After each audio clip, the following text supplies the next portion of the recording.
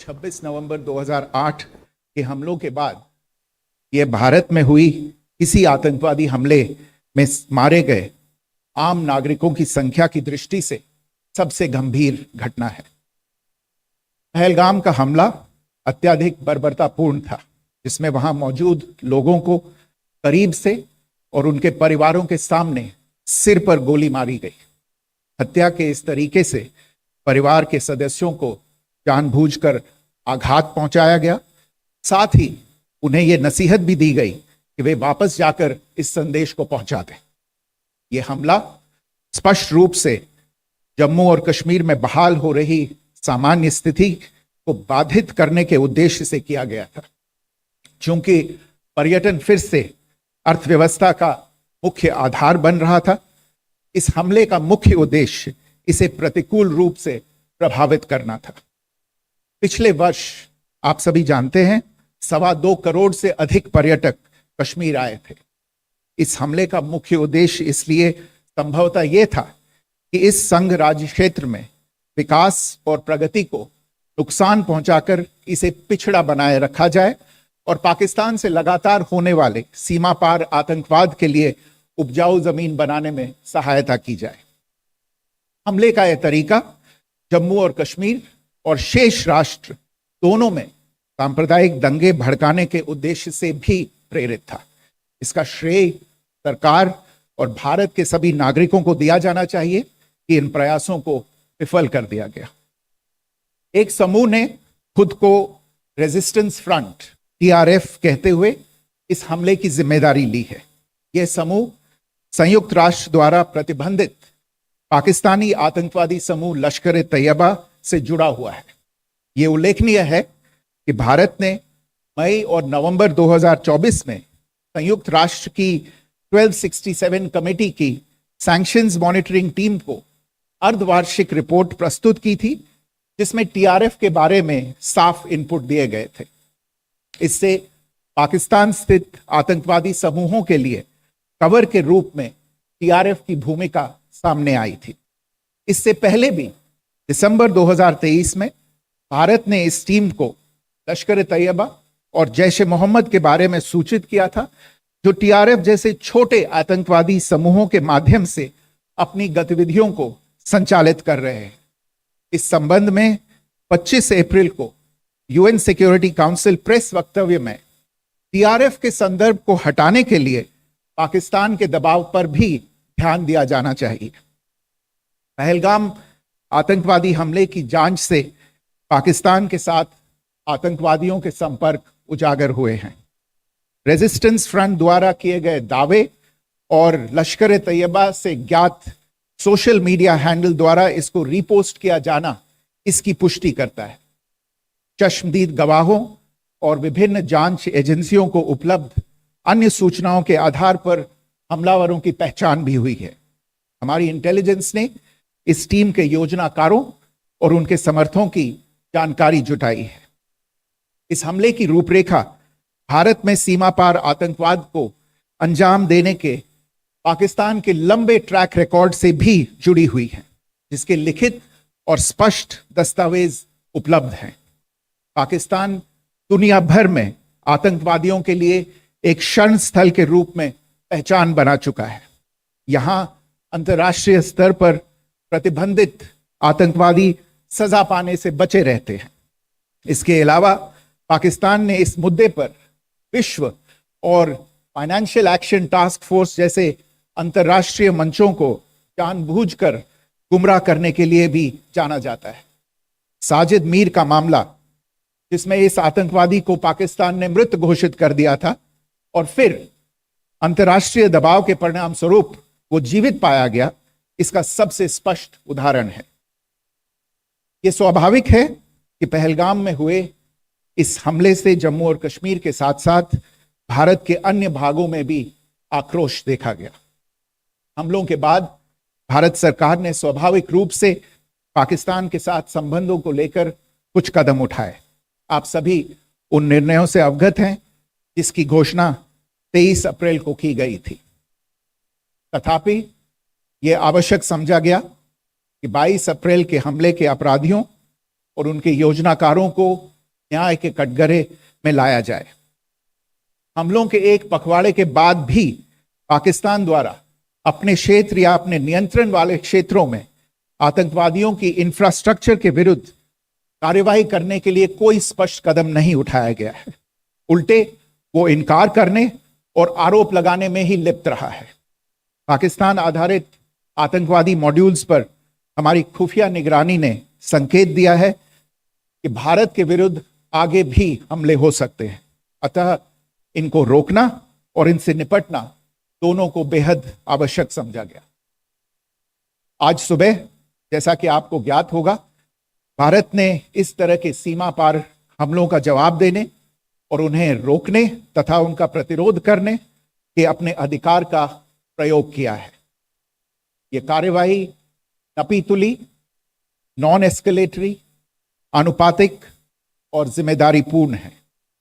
यह आतंकवाद की इंफ्रास्ट्रक्चर को समाप्त करने और भारत में भेजे जाने वाले संभावित आतंकवादियों को अक्षम बनाने पर केंद्रित है। आपको यह भी स्मरण होगा कि 25 अप्रैल 2025 को संयुक्त राष्ट्र सुरक्षा परिषद ने पहलगाम आतंकवादी हमले पर एक प्रेस वक्तव्य जारी किया था, जिसमें आतंकवाद के इस निंदनीय कार्य के अपराधियों, आयोजकों, फाइनेंसरों और प्रायोजकों को जवाबदेह ठहराने और उन्हें न्याय के दायरे में लाने की आवश्यकता पर जोर दिया गया था। भारत की आज की इस कार्यवाही को इसी संदर्भ में देखा जाना चाहिए। Good morning.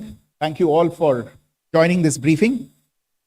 As you are all aware, on April 22, 2025, Pakistani and Pakistan-trained terrorists belonging to the Lashkar-e-Taiba carried out a savage attack on Indian tourists at Pahalgam in Jammu and Kashmir in India. They murdered 26 people, including one national of Nepal, causing the largest number of civilian casualties in a terrorist attack in India since the 26 November 2008 attacks in Mumbai. The attack in Pahalgam was marked by extreme barbarity, with the victims mostly killed with headshots from close range and in front of their families.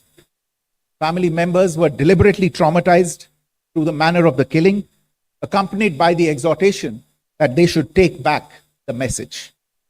The attack was clearly driven by the objective of undermining the normalcy returning to Jammu and Kashmir. In particular, it was designed to impact the mainstay of the economy, tourism, with a record 23 million tourists visiting the valley last year. The calculation, presumably, was that harming growth and development in the Union Territory would help keep it backward and create fertile ground for continued cross-border terrorism from Pakistan. The manner of the attack was also driven by an objective of provoking communal discord, both in Jammu and Kashmir and the rest of the nation. It is to the credit of the government and the people of India that these designs were foiled. A group calling itself the Resistance Front has claimed responsibility for the attack. This group is a front for the UN-proscribed Pakistani terrorist group Lashkar-e-Taiba. It is notable that India had given inputs about the TRF in the half-yearly report to the monitoring team of the UN's 1267 Sanctions Committee in May and November 2024, bringing out its role as a cover for Pakistan-based terrorist groups. Earlier too, in December 2023, India had informed the monitoring team about Lashkar and Jaish-e-Mohammed operating through small terror groups such as the TRF. Pakistan's pressure to remove references to TRF in the April 25 UN Security Council press statement is notable in this regard. Investigations into the Pahalgam terror attack have brought out the communication notes of terrorists in and to Pakistan. The claims made by the Resistance Front and their reposting by known social media handles of the Lashkar-e-Taiba speak for themselves. Identification of the attackers based on eyewitness accounts as well as other information available to law enforcement agencies has also progressed. Our intelligence has developed an accurate picture of the planners and backers of this team. The features of this attack also tie in with Pakistan's long track record of perpetrating cross-border terrorism in India, which is well documented and beyond question. Pakistan also has a well-deserved reputation as a haven for terrorists from around the world, with internationally proscribed terrorists enjoying impunity there. In addition, Pakistan has been known to willfully mislead the world and international forums, such as the Financial Action Task Force, on this issue. The Sajid Mir case, in which this terrorist was declared dead and then, in response to international pressure, brought back to life, found alive and arrested, is the most glaring example. The latest attack in Pahalgam has understandably generated deep anger in Jammu and Kashmir and in other parts of India. Following the attacks, the government of India naturally responded with a set of initial measures relating to our engagement with Pakistan. You're all aware of the decisions that were announced on the 23rd of April. However, it was deemed essential that the perpetrators and planners of the 22nd April attack be brought to justice. Despite a fortnight having passed since the attacks, there has been no demonstrable step from Pakistan to take action against the terrorist infrastructure on its territory or on territory under its control. Instead, all it has indulged in are denials and allegations. Our intelligence monitoring of Pakistan-based terrorist modules indicated that further attacks against India were impending. There was thus a compulsion both to deter and to preempt. Earlier this morning, as you would be aware, India exercised its right to respond and preempt, as well as deter more such cross-border attacks. These actions were measured, non-escalatory, proportionate, and responsible. They focused on dismantling the terrorist infrastructure and disabling terrorists likely to be sent across to India. You would also recall that the Security Council on 25th April 2025 had issued a press statement on the Pahalgam terror attack, underlining, and I quote, the need to hold perpetrators, organizers, financiers, and sponsors of this reprehensible act of terrorism accountable and bring them to justice, unquote. India's latest actions should be seen in this context. Joining me for this briefing on our actions earlier this morning are Colonel Sophia Qureshi and Wing Commander Vyomika Singh. I will request them to share some details regarding Operation Sindoor with all of you.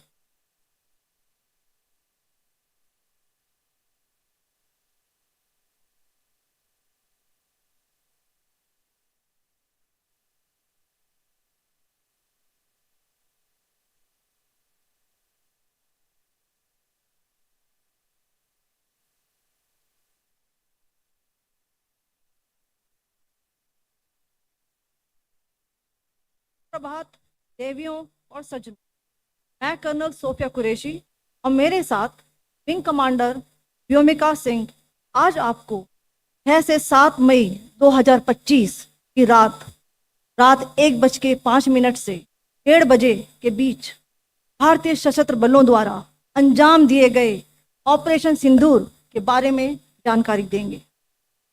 Operation सिंदूर 22 अप्रैल को पहलगाम में हुए विभत्स आतंकवादी हमले के शिकार मासूम नागरिकों व उनके परिवारों को न्याय देने के लिए लॉन्च किया गया था। इस कार्रवाई में 9 टेररिस्ट कैंप्स को टारगेट किया गया और पूरी तरह से इसे बर्बाद किया गया। पाकिस्तान में पिछले 3 दशकों से टेरर इंफ्रास्ट्रक्चर का निर्माण हो रहा है। इसमें recruitment, indoctrination centres, training areas व लॉन्च पैड शामिल थे, जो पाकिस्तान और पाक अधिकृत जम्मू कश्मीर POJK दोनों में फैले हैं। Operation Sindoor was launched by Indian Armed Forces to deliver justice to the victims of Pahalgam terror attack and their families. 9 terrorist camps were targeted and successfully destroyed. Over the last 3 decades, Pakistan has systematically built terror infrastructure. It is a complex web of recruitment and indoctrination centers, training areas for initial and refresher courses, and launch pads for handlers. These camps are located both in Pakistan as well as Pakistan occupied Jammu and Kashmir areas. Some of the well-known training camps are located, as you can see on the screen. They are distributed from Sawai Nala in the north, counting to approximately 21, ending at Bhagalpur to the south. इन लक्ष्यों का चयन विश्वसनीय intelligence सूचनाओं के आधार पर हुआ ताकि आतंक गतिविधियों की रीढ़ तोड़ी जा सके, और यह खास ध्यान दिया गया कि निर्दोष नागरिकों और सिविलियन इंस्टॉलेशन को नुकसान न पहुंचे। The selection of these targets for Operation Sindoor was based on credible intelligence inputs and role of these facilities in perpetrating the terror activities.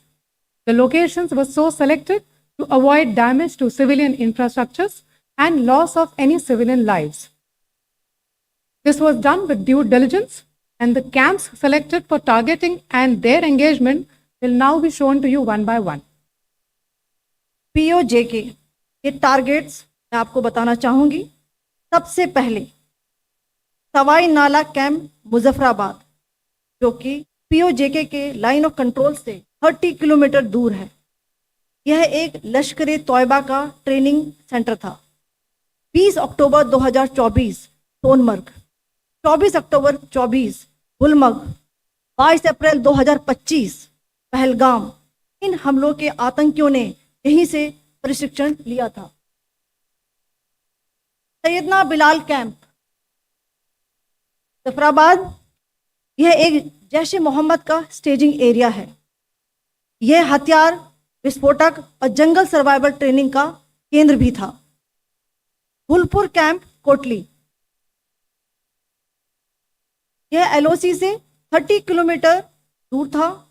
लश्कर तोयबा का बेस था जो रजौरी पुंछ में सक्रिय था। 20 अप्रैल 2023 को पुंछ में और 9 जून 2024 को तीर्थ यात्रियों के बस हमले में यहीं से आतंकी को ट्रेन किया गया था।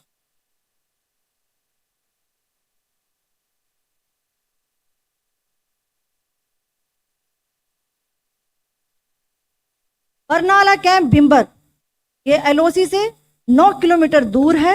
यहाँ पर हथियार, हैंडलिंग, IED व जंगल सर्वाइवल का प्रशिक्षण केंद्र था। अब्बास कैंप कोटली,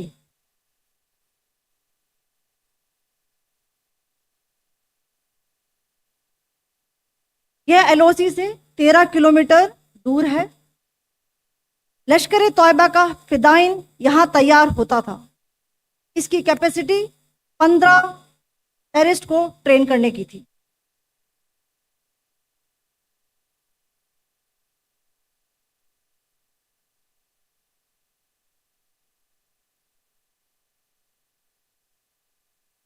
अब मैं पाकिस्तान के अंदर के टारगेट से अवगत कराना चाहूंगी। पहला, सर्जल कैंप सियालकोट, यह अंतर्राष्ट्रीय सीमा से 6 किलोमीटर की दूरी पर है, सांबा कटवा के सामने।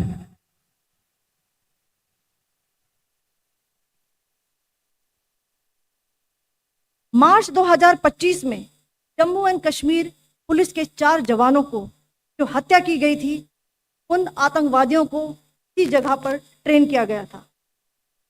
दूसरा, महमूना जाया कैंप सियालकोट,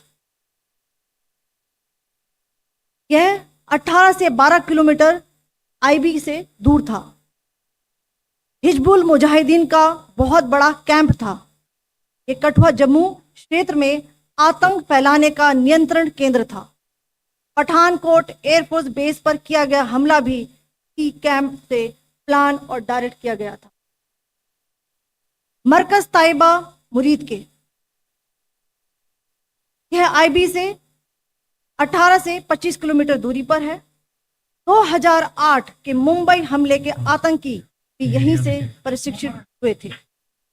अजमल कसब और डेविड हेडली भी यहाँ ट्रेन हुए थे।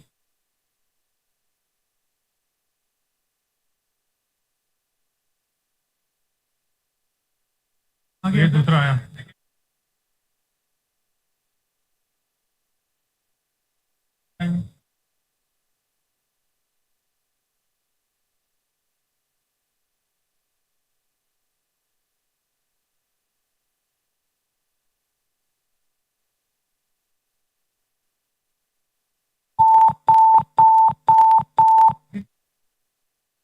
enclosure same ही है. Just hit the target.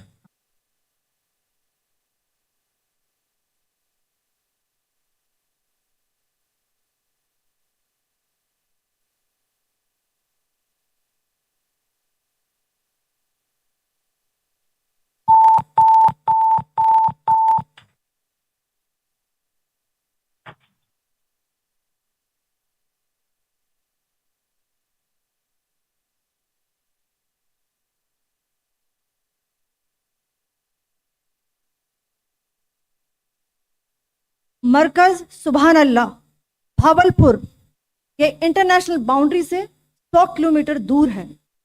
Jaish ए मोहम्मद का मुख्यालय था. यहाँ पर रिक्रूटमेंट, ट्रेनिंग व इंडोक्ट्रिनेशन का केंद्र भी था. शीर्ष आतंकी अक्सर यहाँ आते थे. मैं आप सबको बताना चाहती हूँ कि किसी भी सैन्य ठिकाने का निशाना नहीं बनाया गया और अभी तक किसी तरह की नागरिक क्षति की रिपोर्ट नहीं है. धन्यवाद. जय Hind. The strike on the terror camps were undertaken through precision capability, as shown to you. A niche technology weapons with careful selection of warheads was ensured so that there will be no collateral damage. The point of impact in each of the target was a specific building or a group of buildings. All the targets were neutralized with clinical efficiency, and the results reiterate the professionalism of the Indian Armed Forces in the planning and execution of their operations. No military establishments were targeted. India has demonstrated considerable restraint in its response. However, it must be said that the Indian Armed Forces are fully prepared to respond to Pakistani misadventures, if any, that will escalate the situation. Jai Hind, and thank you very much.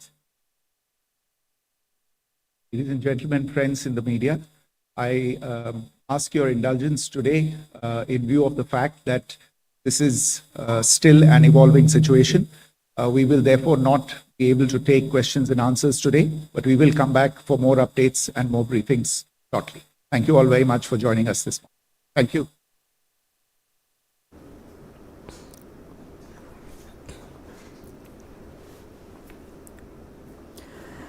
Right, అది army briefing మొత్తం కాన్ఫరెన్స్కి సంబంధించి ఎక్కడైతే దాడులు జరిపారో ఆ దాడులకు సంబంధించిన information ఇచ్చారు.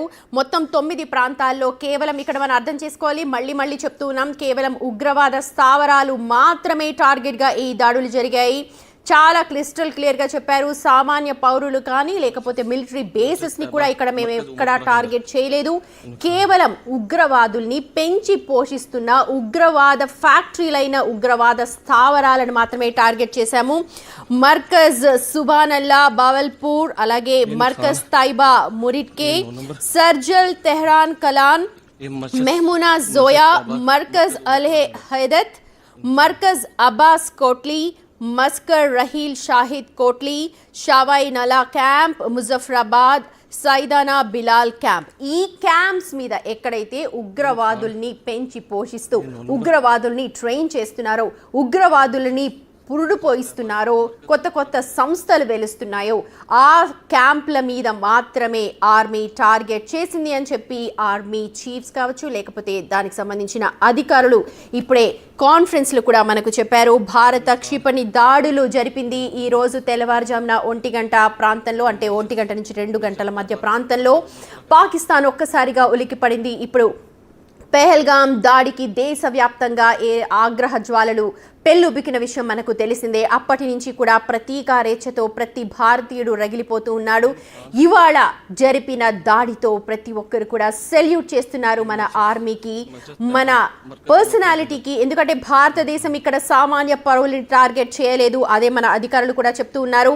మొత్తం ప్రపంచాన్ని కూడా మాయ చేస్తూ వచ్చింది ఇన్నాళ్ళు కూడా పాకిస్తాన్.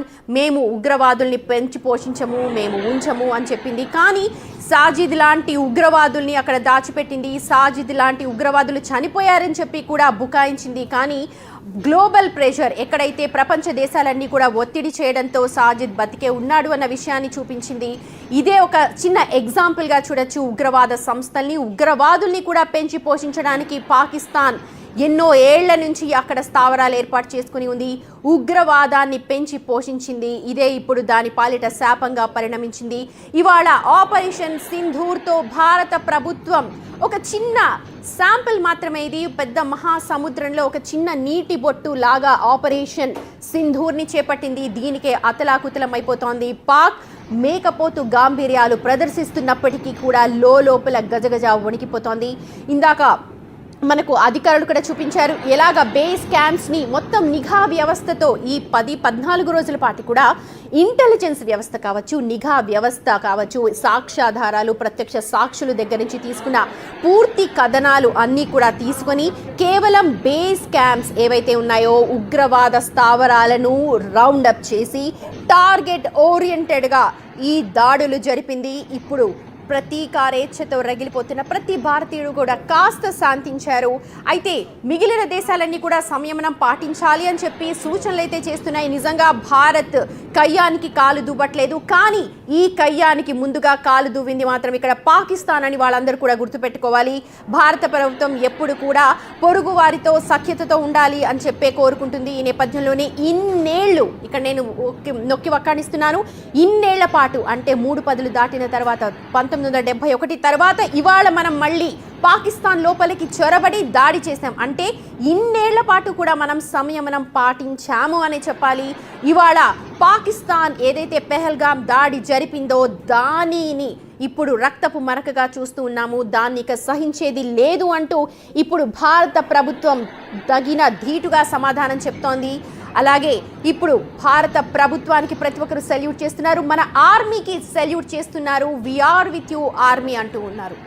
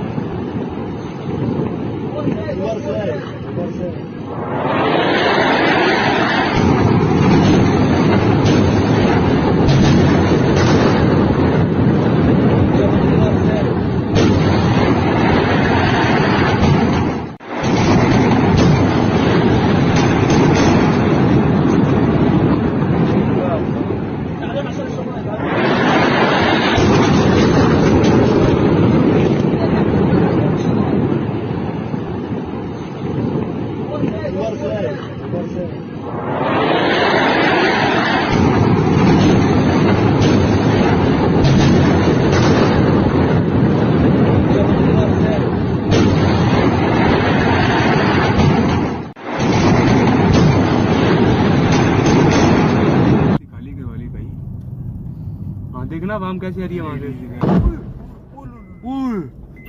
अभी वीडियो कैच होगी नहीं होगी।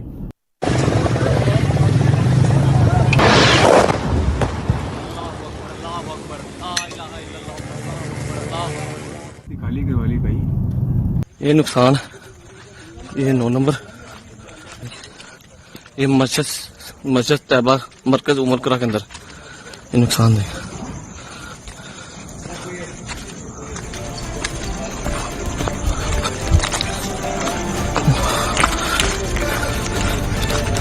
ये नुकसान, ये 9 नंबर,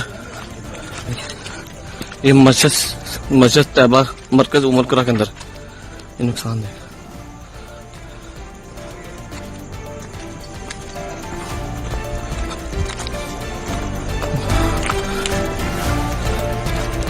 ये नुकसान, ये 9 नंबर,